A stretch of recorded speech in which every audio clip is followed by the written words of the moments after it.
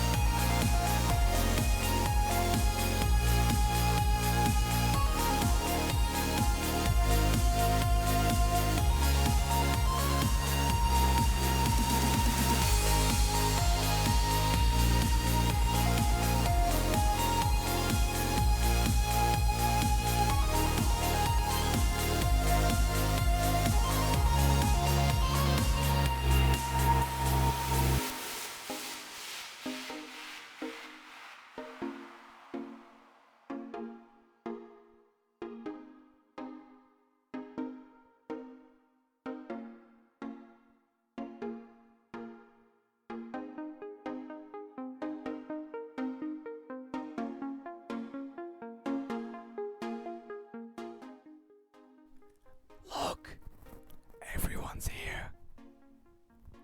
Don't tell anybody. We might be starting on time. I said possibly early, but looks like we're still deciding through things. Now you can go back to... Come here, fishy fishy. Our favorite man, Mr. Slark.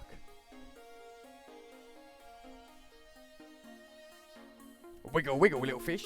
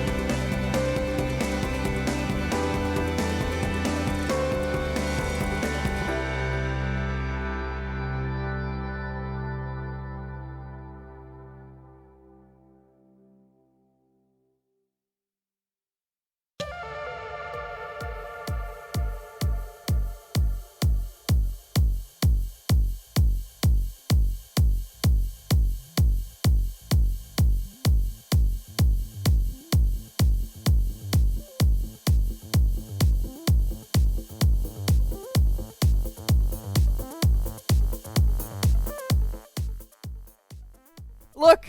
They're choosing sides and first pick and things. We're only a couple of minutes late. Everyone was here so early. I thought that, we'd get underway. But side and pick has just been decided, as you can see in the lobby. I thought I'd give you a sneak peek in there. Regular rosters for both teams. Minot's Paris or Soccer. Sing Sing Come With Me and Necroman for Burden United. While Empire, their regular rosters all there. Silent Aloha Dance, Resolution, Always Wanna Fly, and Yoki, the White God.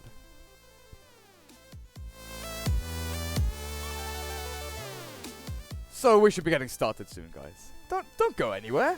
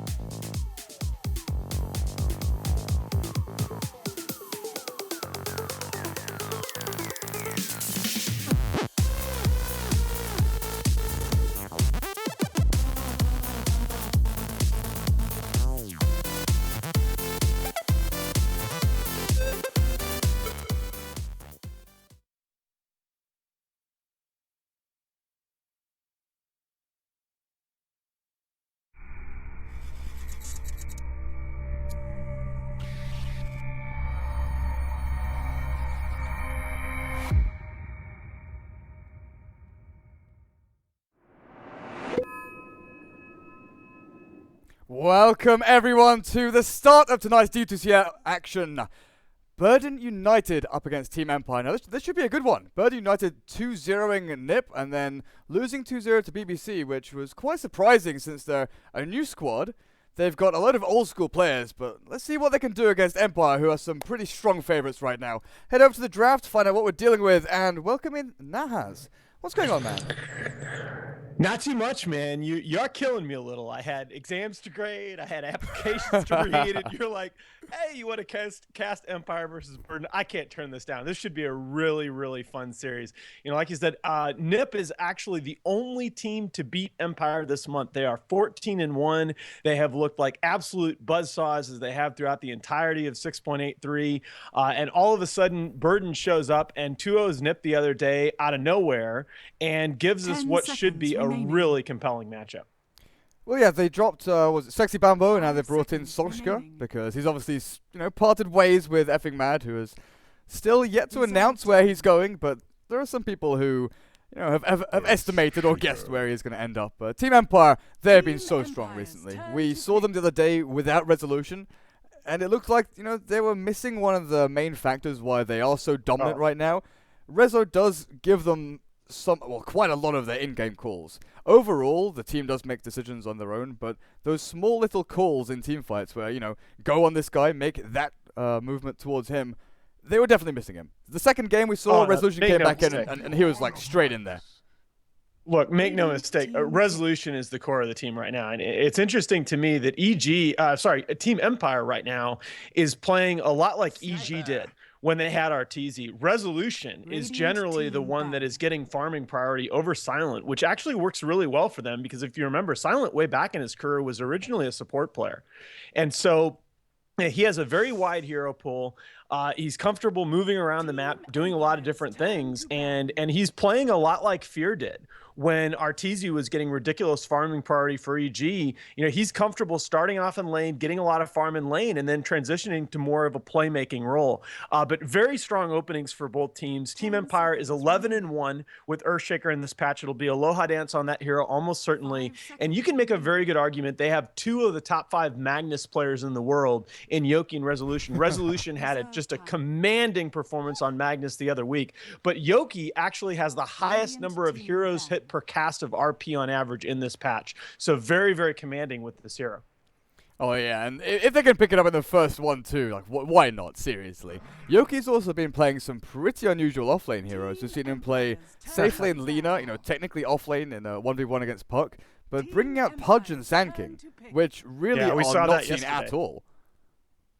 Yeah, that was a really fun match yesterday when we got to see an offlane Pudge going up against Navi. So Dendi facing Pudge, and that was a lot of fun. They managed to pull out the win in that match. But let's not overlook Burden United. Sniper and Venge, one of the strongest 1-2 combos in the pro game right now. And Sniper was the hero that they used to win in the second game against Nip the other day. Necroman went 10-2-14 on that hero, just dominated from start to finish.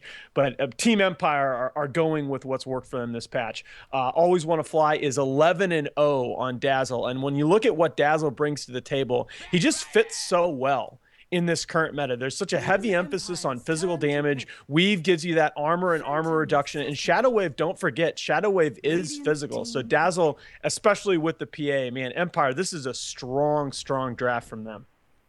Yeah, it's bloody amazing. When you couple that up with PA also giving you more physical damage, just keep going back to that. Plus, Empower from Magnus. You cannot underestimate that. Giving Empower to a PA, that means she doesn't need to go Battle Fury early. She can go straight into stat items. But Empire with Earthshaker and Dazzle, these are like their 2 favorite support heroes. You have this holding role Earthshaker that can support mid lane, can move around making openings anywhere on the map really, and then Dazzle can sit behind the PA, make sure that there's no aggressive movement from heroes like Batrider. Yeah, you're probably going to see Resolution on the Phantom Assassin. That's what they've done in their last couple of games. Silent has played PA in this patch, but it's been about a month, and they lost his last 2 appearances on PA. So I'm going to go ahead and guess that you'll see the PA mid with Yoki Magnus in the off lane. Again, though, the Batrider Vengeful Spirit combination. I mean, again, PPD talked about this combo in his DAC draft analysis videos. This combo is about 67% in 6.83. The heroes are both around 52, 54% individually. And the Sniper Troll, another combination that's just gotten a huge amount of play recently. I'd go ahead and guess that it is going to be Necroman again on Sniper in the mid lane. We'll probably see Sing Sing on the safe lane, Troll Warlord, and go ahead and see Sakshka on the offlane Batrider. And Sakshka, by the way, I think was, or Paris as he's been going by in game, was just a tremendous pickup from them. I mean, people forget back in the days of Sigma when he was playing with Mad, he had one of the larger hero pools in the professional game. Really brings a huge variety of strats and playstyles to the table. I really like Necroman as a player. I know he's like top 5, if not in the top 3 of ranked players in Europe. But when I was watching M5, he was the main reason why I really saw them as, one of those CIS teams that could potentially topple teams like Empire. They were doing really well for themselves. Then they dropped PGG, brought in Screen, and they just started to, build on this success, get stronger and stronger. But unfortunately, all of that fell apart. Now they've got a slightly different roster. But Necroman, I think he's found a really good squad of players here to build up some reputation and maybe make a name for themselves leading up into TI. Yeah, for sure. I think that's And I think it's an advantage to have a player that is a little bit new to the scene. Maybe other teams don't have as good a read on him yet, and surrounded by veterans that can play in a variety of play styles. Yeah, this is going to be a tough match for them, though. I really like this draft from Team Empire. These are all heroes that their 5 players have all had success with in this patch. Definitely the more current meta-y draft from Burden here. These are all 4 heroes that are just dominating the professional picks and bans right now. But Empire really knows how to roll with this lineup that they've picked. Yeah, even though you mentioned Magnus could potentially be going off lane for Yoki, I just had it in my mind. It's gonna be Resolution. It's gonna be Resolution Magnus mid. But they're gonna switch things up here. Send Ember mid, PA safe lane. I'm assuming. Ember though, he is really susceptible to all this lockdown that Burden have. The last pick Beastmaster especially.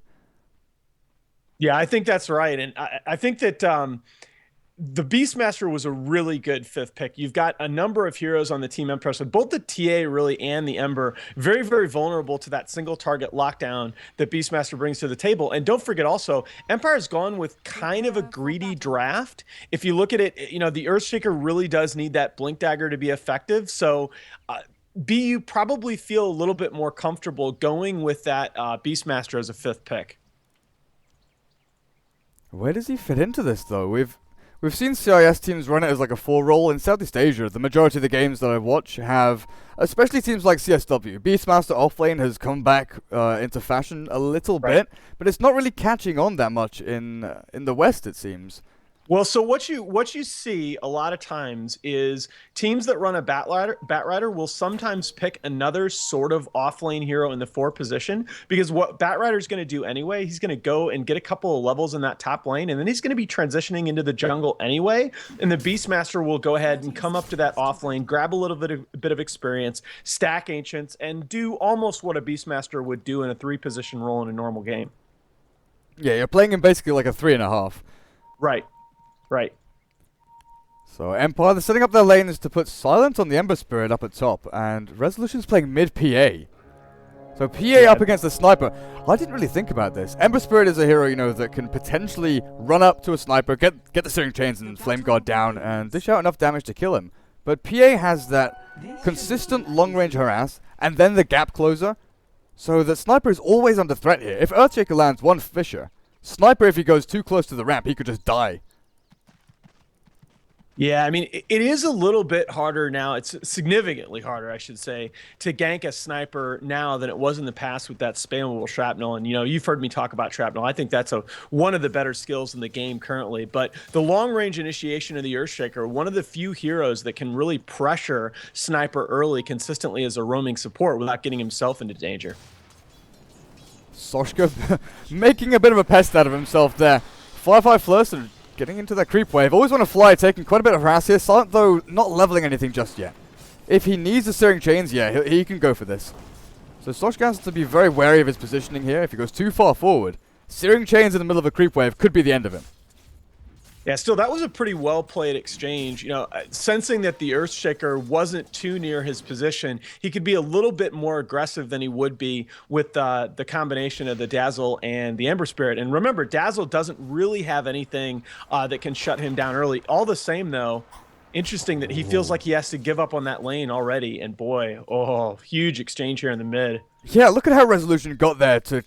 not really killing Necroman, but dropping him super low. Wow. The Earthshaker was getting close. Oh, Resolution. Caught on the wrong side of the river here as the Firefly. Is he dead? The Fissure doesn't hit Paris. Aloha Dance really tried to focus down on that Sniper, so Soshka finds first blood somehow on Resolution, who he wanted to walk past the Sniper, and then maybe draw him into a fight so the Earthshaker could land a good Fissure. He just wasn't expecting Batrider to be moving off the top lane. And how would you? I mean, that is a very, very difficult thing to call right there. You kind of expect that when a Batrider gets forced out of lane early, that he's going to rotate toward the jungle and have his support stack for him. But, Paris making the most of that forced rotation, he didn't feel safe in that top lane, and going and getting the first blood mid, that's a huge start to the game for Burden. My nuts? You got to be careful down here. Yoki is getting zoned out pretty heavily, though, with Come With Me. joining the fray. He's going to try and TP out by the wild axes, or wild axes. This is going to start getting difficult soon because whirling axes on Troll and wild axes on Beastmaster both are WWWW.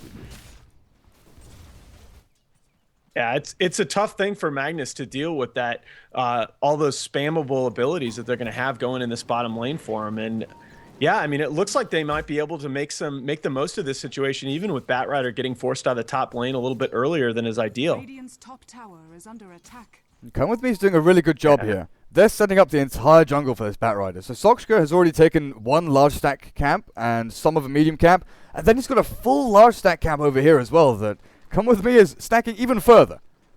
Yeah, this is the power of the Radiant jungle. You just have so much more flexibility to sustain two semi-jungling or a jungling hero and two stacking supports early on. It's very, very difficult to do this on the Dire side.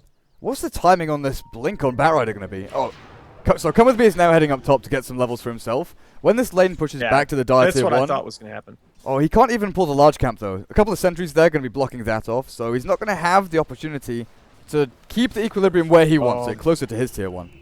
But keep an eye here on Aloha Dance. He's not really been getting much done, standing at the Radiant Ancient camp, looking to put some pressure on the sniper. He gets pinged out here. They know about where he is, and he just hasn't been able to be effective yet in this game.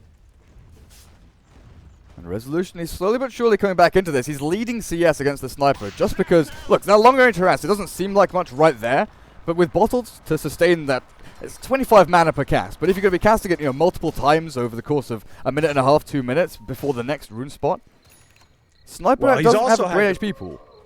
He's also had to play very, very conservatively because they haven't had vision of Aloha Dance on Earthshaker, and Sniper really has to make.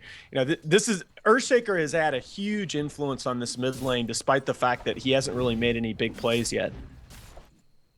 Yeah, the one observer ward at top got counter-warded up there by the Dazzle. Come With Me. It's going to get changed up here by Silent. The Flame Guard doing plenty of damage, yeah. Come With Me, there's no chance he's surviving through this. There's some TP up here, but my nuts?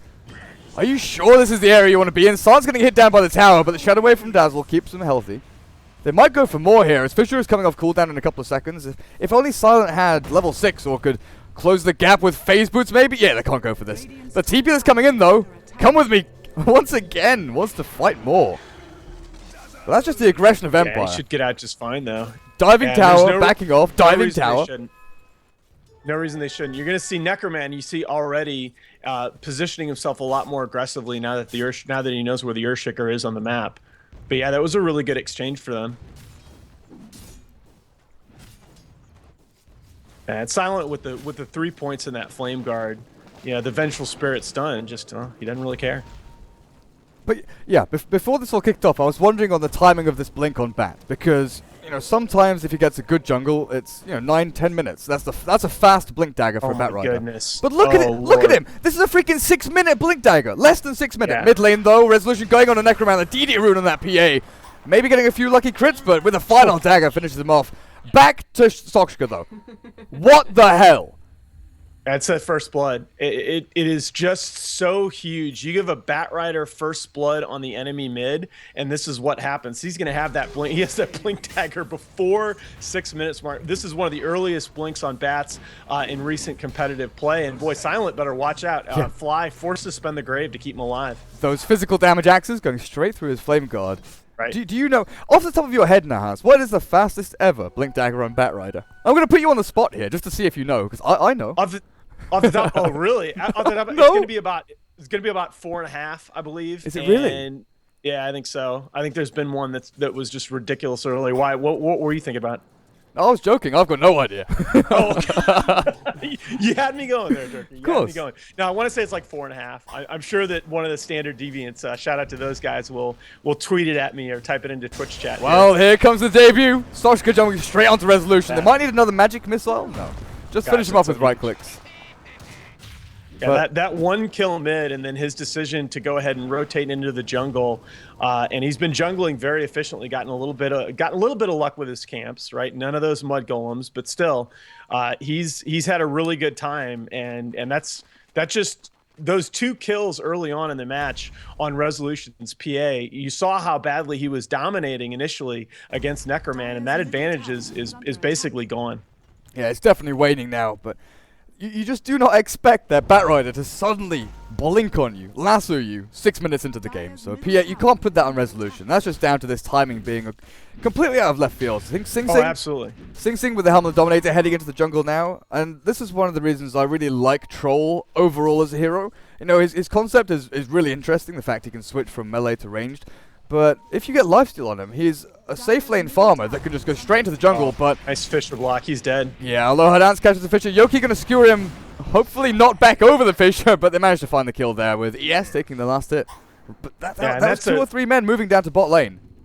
Yeah, it's still though, that's worth it for sure. That's a really important kill for them. Troll, a hero that you really have to play Troll from ahead to be effective. The one weakness of Troll, a little bit like CK in that he doesn't have any kind of a flash farm mechanic. So if you fall behind on a Troll, it can be very, very difficult to come back.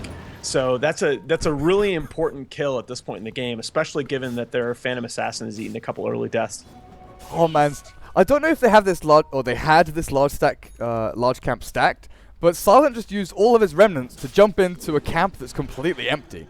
I know there's a sentry there now that's been put down by Come With Me to block it up, but it looked like Silent wanted to farm the jungle between farming lane creeps, and unfortunately just bust all of his mana. Oh yeah, Radiant Jungle, Aloha Dance caught out by Paris, throw down the Fisher, but the Firefly, more than enough magic damage to actually finish off that poor little ES. Boy, and Batrider not a hero. It just seems like I say this all the time with Saskia, that Batrider not a hero that I've seen him play a lot. But, I mean, I've never seen him